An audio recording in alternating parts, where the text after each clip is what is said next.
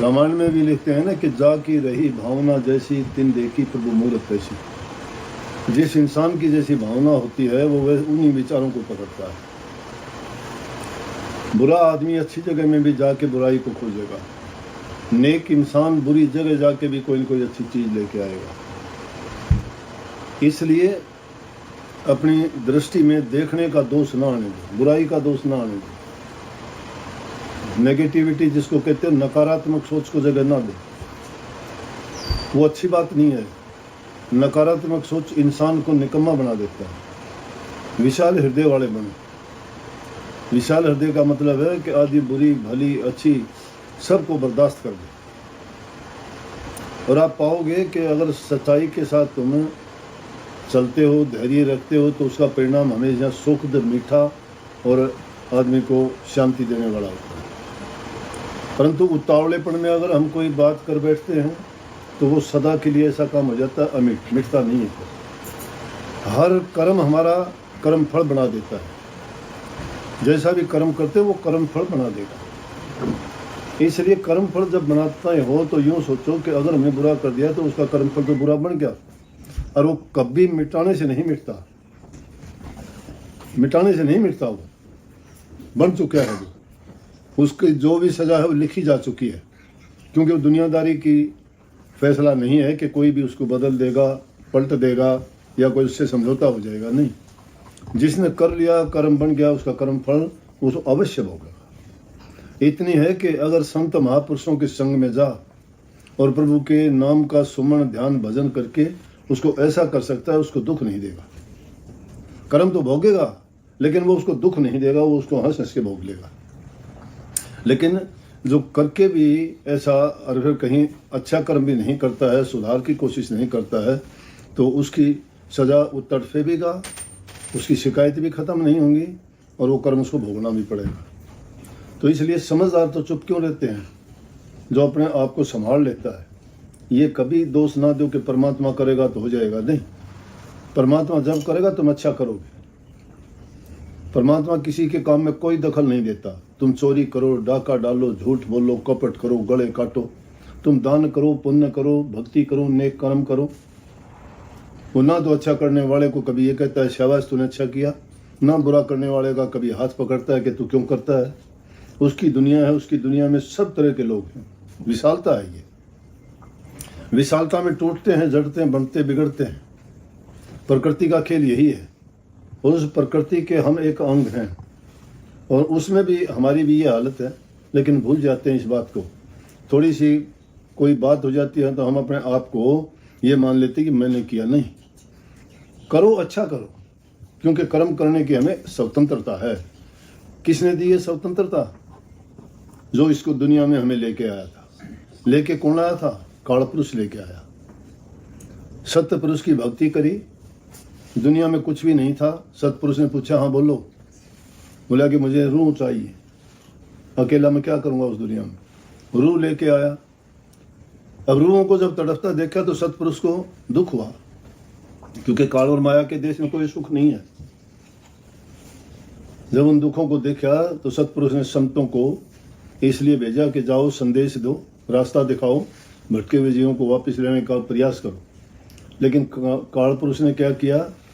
उसने ऐसी भूल भुलैया इस जीव के आगे लगा दी। इसके पीछे 5 इंद्रियां ऐसी इसमें लगाई कि वो इनके स्वादों में, इनके रसों में सब कुछ पाके और भूल जाता है कि क्या परमात्मा, क्या भक्ति और क्या कर्म। कितना भी समझा लो इस जीव को। आप लोग भी सत्संगी हो ना, रोजाना सत्संग सुनते हो, आप भी बाज नहीं आते। निंदा करने से हटते नहीं हो, तुम्हारी सोच नहीं बदली। भक्ति नाम पलट जाने का ही है। इस दुनिया से निकल जाना चाहते हो, लेकिन दुनिया में रह के कर्म कैसे करते हो? इंसान दलदल में फंसने के बाद में दलदल से निकलने का प्रयास करना चाहिए, लेकिन तुम दलदल में ज्यादा धंसते हो। रास्ता मिला हुआ है। ये भागी जीव के लिए होता है कि संत सतगुरु का मिलना, सत्संग का मिलना, नाम का मिलना, ये आसान चीज नहीं है। कौन कहेगा आपको कि आप सुधार करो? किसको क्या गरज है? किसी को, दूसरे को क्या गरज किसी को सुधारने की? ये तो संतों की कृपा है। वो सतपुरुष का हुक्म यूं बजाते हैं। वो भटके हुए जीवों को रास्ता यूं ही दिखाते हैं कि भटको ना, तुम सही काम करो, सही रास्ते पे चलो। ये दुनियादारी के 4 दिन के चोचले हैं, नहीं बुरे कर्म करके अपना जीवन बिगाड़ लोगे और तुम्हें उसकी सजा मिलेगी। और अगर तुम अच्छे कर्म करोगे, भक्ति के रास्ते पर चलोगे, तुम्हारा उद्धार और कल्याण हो जाएगा। दोबारा इस दुनिया में नहीं आना, कि इस दुनिया में सुख है ही नहीं कहीं भी। किसी चीज को अगर देखोगे, ये तो जिस तरह से खांड लपेटी हुई जहर है, जहर के ऊपर खांड लपेट रखी है, ऊपर से मिट्टी दिखाई देती है, थोड़ा चाटते हैं उसके बाद में नीचे से जहर निकलता है, वो इंसान को मार देता है। इन चीजों के दुनियादारी के पदार्थों का स्वाद इतना ही है, ज्यादा कुछ नहीं है। बुरा करने से बचो, चाहे कोई भी हो। तुम्हारा भी अगर कोई बुरा कर देता है, तुम उसका बुरा ना करो, अच्छा करने का प्रयास करो। लेकिन बात दूसरी ओर ना जाए। बात तो इस शब्द से थी। ये जीव को जब ये चेतना आती है, जब वो समझता है इस बात को, तो सब दरवाजे जब बंद हो जाते हैं, जब संतों के द्वार पे जाते हैं। क्योंकि संत निष्पक्ष होते हैं, उनको निस्वार्थ होते हैं। निष्पक्ष इसलिए किसी का पक्ष नहीं लेते, भेद नहीं उनके दिल में किसी के प्रति। निर्लेप होते हैं, उनको कोई बंधन नहीं है किसी चीज का भी। किसी के बारे में कोई बात कहेंगे, वो निष्पक्ष बात है, उसके हित की है। वो संतों की बात हमेशा हितकारी, गुणकारी और लाभकारी होती है। चाहे वो किसी भी रूप में कही जाए, चाहे तुम्हें कटु शब्द बोल के कही जाए, चाहे मीठा बोल के कही जाए, चाहे वो किसी मजाक और हंसी के रूप में कही जाए, या कोई चेतावनी के रूप में कही जाए, या सत्संग के रूप में उपदेश के माध्यम से कही जाए, या कोई और भी तरीका हो सकता है। इस जीव को चेताने के लिए संत अपनी परवाह किए बिना जीव के हित और कल्याण की ही बात करते हैं। हाँ, जीव जब इस प्रकार से सरेंडर कर देता है ना, कहता है कि दुनिया से हार के मैं तेरी चौखट पे आया हूँ, तेरे दर पे आया हूँ, तेरे दर का भिखारी हूँ, और भीख चाहिए मुझे नाम की, मेरे उद्धार की और कल्याण की, तो निश्चित रूप से उसको मिलेगी। इस दुनिया में बड़ा अजीबोगरीब खेल है। मांगोगे मिलेगा, पुकारोगे सुनेगा, दूर नहीं पास में है। हम उसको दूर समझते हैं। वो हमारी पल पल की खबर रखता है, हर जीव की रखता है। उसको सुनाने के लिए सच्चे हृदय की पुकार होनी चाहिए। सच्चे हृदय की पुकार जिसने की, उसकी नहीं सुनी। एक छोटी सी बचपन में कहानी सुनते थे कि एक पारधी गया जंगल में, जाके उसने एक तरफ को आग जला दी, एक तरफ को फंदा लगा दिया एक हिरनी को देख के, और एक तरफ झाड़ खड़े हुए थे, एक तरफ कुत्ता बैठा दिया और एक तरफ आप हो गया। अब वो हिरनी बच्चा उस पैदा करने वाली थी, भाग सकती नहीं थी वो। तो वो क्या करता है, जब जीव फंस जाता है ना हार के, इसमें जो कहे ना हार के मैं तेरे दर पे आया, हार के परमात्मा की याद आती है। गाते नहीं, सुख में गुरु जी तेरी याद न आई, दुख में गुरु जी तुमसे प्रीत लगाई। परमात्मा को नहीं, गुरु को देखा है। परमात्मा का दर हमें नहीं पता कहाँ है, गुरु बता देगा कहाँ है। यही दर है, वो जहां याद करोगे वहीं परमात्मा का वास है। सच्ची पुकार जब करोगे वहीं पे प्रकट हो जाएगा। एक तरफ कुत्ता बैठा दिया, एक तरफ खुद तीर कमान लेके बैठ गया शिकारी। अब हिरनी एक तरफ जाए तो अग्नि है, पता है जल के मरेगी। दूसरी तरफ जाए तो कुत्ता उसको पकड़ लेगा। तीसरी तरफ जाए तो फंदा लगा रखा है, उसमें फंसेगी। चौथी तरफ जाए तो शिकारी खुद बैठा है। लेकिन जब परमात्मा को याद करता है तो वो हर मुश्किल को आसान बना देता है, सब बाधाओं को तोड़ देता है। लेकिन हमारा यकीन तो नहीं है ना।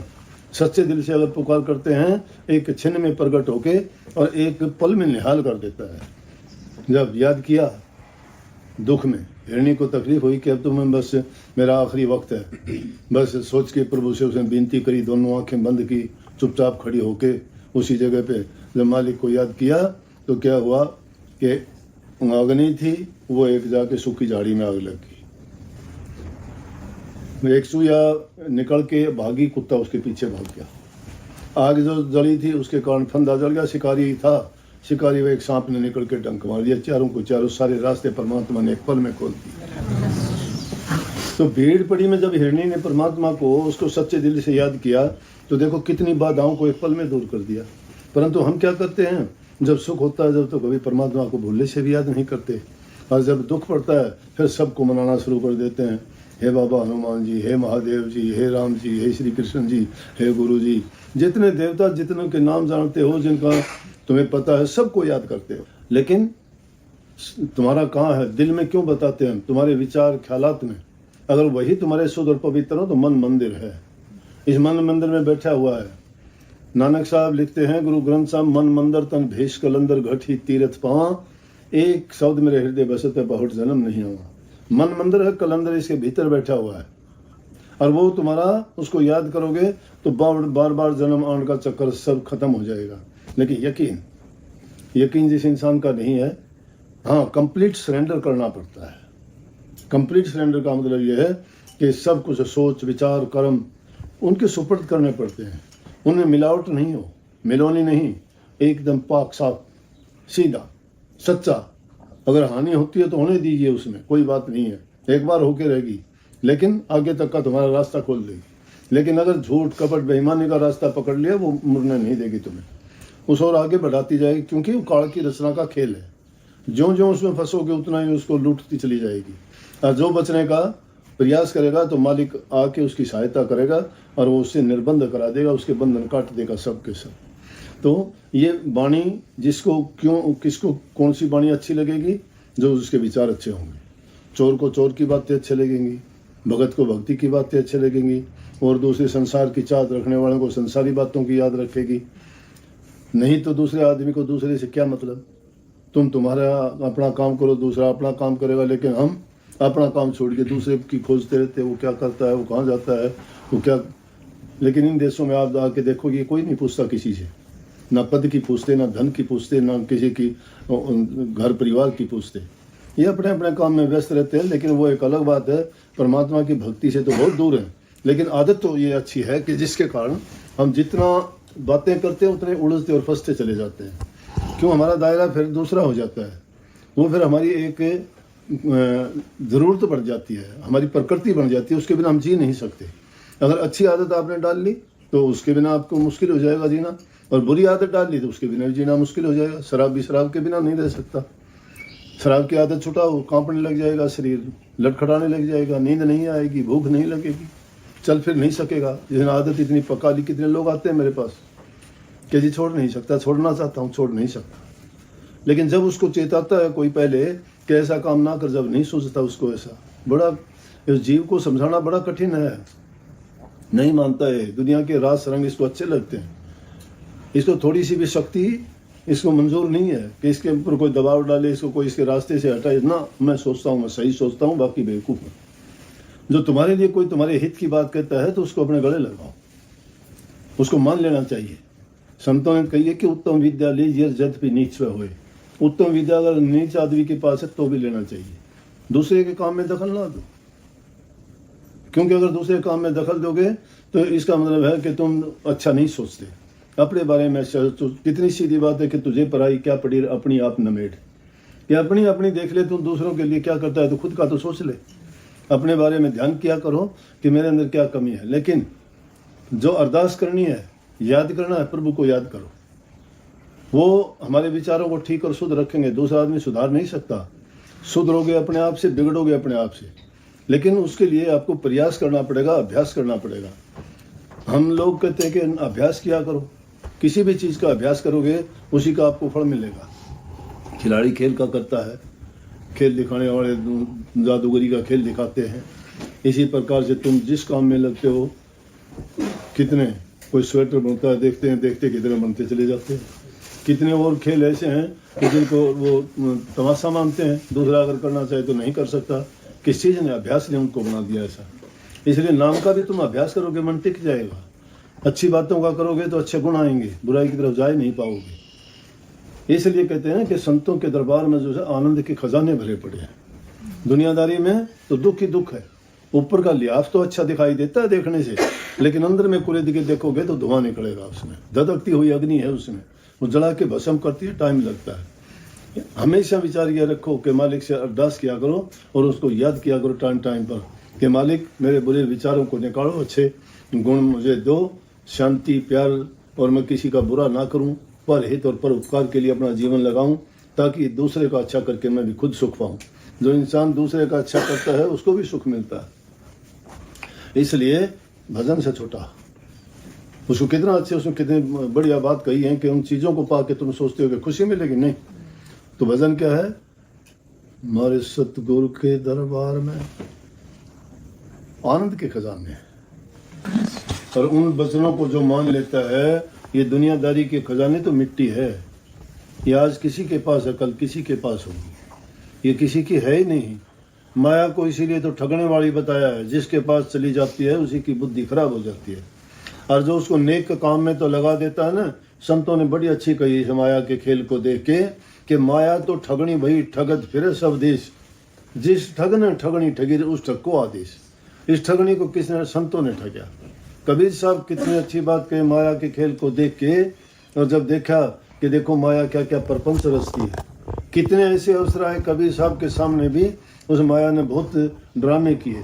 कबीर साहब को भी रास्ते से भटकाने की कोशिश करी, जो चारों युगों में आए और कुल मालिक का रूप थे कबीर साहब। तो कबीर साहब हंसते हैं उसको देख के और कहते हैं उसको, ठगनी क्या नैना झमकावे तेरा कबीर हाथ नहीं आवे। क्या रे बेवकूफ़, माया तेरा रूप मैंने समझ लिया, तू क्या ख्याल करती है? तूने बहुतों को ठगा है, एक को नहीं, ठग सबको ठगा।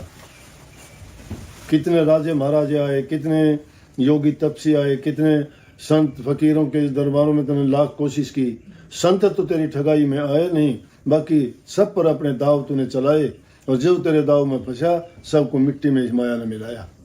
तो ये माया ठगनी है। कबीर साहब दूसरी जगह माया माँ ठगनी हम जानी कि माँ ठगनी है। ये अनेक रूप करती है, इसका एक रूप नहीं है। कभी धन को ही कहते हो ना, कि पैसे का रूप धरा, तो कभी और किसी चीज़ का रूप धरा, कभी ताकत का, कभी बल का, कभी अनेकों रूप इसके हैं, एक नहीं है। तो संतों के पास इसको रोकने की दवाई है, और वो दवाई क्या है कि संत वो कान में डालते हैं। कान में क्या डालते हैं? उपदेश, सत्य वचन। इसलिए और वचन कभी नहीं कहते सत्य वचन है। संतों की वाणी सुन के बोल उठते हो ना कि सत्य वचन, सत्य वचन। सत्य वचन क्या है? जो हमें सत्य की तरफ लेके जाता है, झूठ कपट से बचाता है, काल माया से निकालता है, हमें भ्रमों से निकालता है, दुख दवंद को मिटाता है, वो सत्य वचन होता है। और वो उस वचन की कीमत नहीं होती। और जो किसी का एक जीवन को सुधार देता है, एक ही वचन सुधार देगा जीवन को। एक पुराने ज़माने की बात है, ब्राह्मण था, कहीं उसको मिलता नहीं था, परिवार का काम नहीं चलता था, खान पान क्या करे बेचारा। उसकी घरवाली रोज उसको कहती तू ये नहीं करता, तू वो नहीं करता। परेशान हो गया। एक दिन उसने सोचा तू कुछ कर तो सकता ही नहीं, रोजाना घर में लड़ाई होती है, पत्नी दुखी करती है, इससे अच्छा है तू जीवन लीला खत्म कर, पीछा छूटे। इंसान आखिर में यही सोचता है। अब भी देखते होगे ना, मजबूर आदमी रोजाना अखबारों में, टीवी में देखते हो, जिसका रोजगार नहीं, काम नहीं, धंधा नहीं, पेट नहीं पाल सकता, बच्चों का लालन पालन नहीं कर सकता। कितने किसान मर जाते हैं, कितने मजदूर मर जाते हैं, कोई फांसी लगा लेता है, कोई आत्महत्या कर लेता है, कोई जहर खा लेता है, कोई स्प्रे पी जाता है। क्यों? इसीलिए कि वो काम तो उसके पास है नहीं, मजबूर है। जो मजबूरी है, पेट पाल नहीं सकता, वो भी उसका कर्म तो है किसी जन्म का, लेकिन फिर भी जो संयम खो देता है, सोच अपनी बुद्धि से काम नहीं लेता, वो ऐसा रास्ता चुन लेता है मजबूर। तो उसने एक दिन सोचा क्यों ना मैं मर जाऊँ, इससे अच्छा मेरा पीछा छूटेगा। कोई अपना जो जिएगा वो कर लेंगे, ना करेंगे, मैं तो कम से कम आँख फूट जाए तो सारा ये दुख ही दूर हो जाए। जंगल में जाके और उसने सोचा कि मैं आत्महत्या करूँगा। सामने से नारद मुनि आ गए, कह रहे भाई इस तरह से मुंह लटका के उदास निराश कैसे जा रहा है? परमात्मा सबकी संभाल करता है।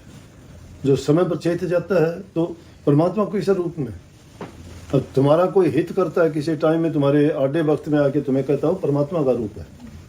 परमात्मा ने उसको प्रेरणा दी है। परमात्मा खुद का तो रूप नहीं है कोई भी, लेकिन वो किसी भी रूप में तुम्हारे आके मदद करता है। सोच रहे हो परमात्मा का भेजा हुआ दूत है ये।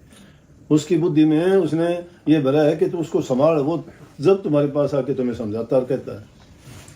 नारद मुनि प्रकट हो गए, प्रकट होकर कहने लगे अरे यूँ किस तरह से इतना हताश निराश है?